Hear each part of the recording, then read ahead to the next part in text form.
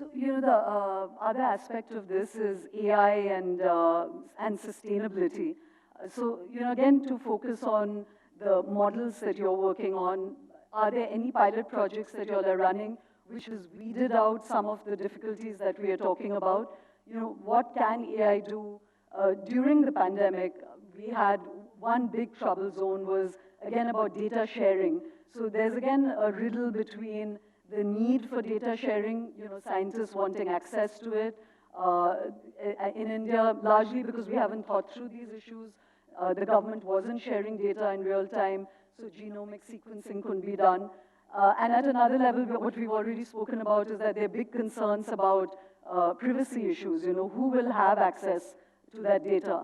So are there any, and you already talked about the fact that UK already had a disastrous experience with this. So is there any sort of small model project that you all have designed which, countries can learn from?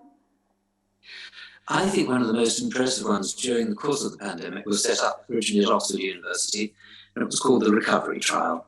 What they eventually did was to network 183 hospitals across the UK and around the world, Indonesia and Nepal are now part of this network, and able to do real-time data sharing on clinical trials for the treatment of patients being hospitalized with COVID.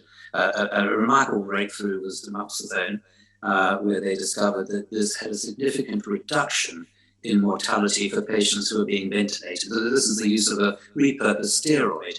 But you could only do this by doing it across a wide number of hospitals and sharing the data. Now, you couldn't always get patient consent because the patients were by definition unconscious, but you nonetheless were able to demonstrate that the sharing of data on this scale was critical in real-world trials to understanding outcomes, which have helped to save thousands of lives. Right. So just one other discussion about the economic aspects of this that, we've learned now through the pandemic that we don't treat health with a kind of priority, but it creates low productivity, economies ground to a halt. So we've really seen the true cost of that health.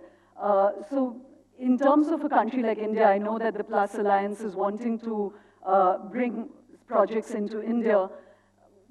Even at a state level, what do you think? Have you done any modeling on what health expenditure should be? What should be the numbers of our workforce? Should there be more focus on technology? Just specifically on India, what are your thoughts? I think on India, the cost versus the benefit.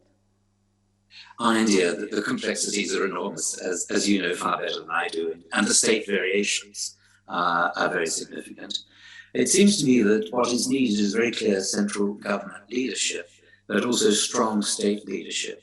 And one of these issues that follows from that is that you'll often get quite differential performance in different states, and that, I think, is the price that we have to pay for encouraging the devolution of responsibility to the level where it actually can work. And of course, social conditions are different in each of the states. So I'm hesitant to offer any sort of overall clarity about it, but two things stand out. One is that the level of investment in healthcare in India is remarkably low for a nation whose economic growth is much greater than it used to be.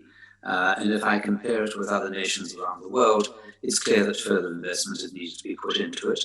But secondly, it doesn't all need to come from government sources. The private sector, as we see in America, can be an enormous driver of change and of improvement in healthcare systems. I don't want to go into positions in individual states because I certainly do not have the intellectual coverage to be able to do that. But from my experience elsewhere in the world, what is so important is that this is not about hospitals, it's not about equipment, it's not even about money, it's about people.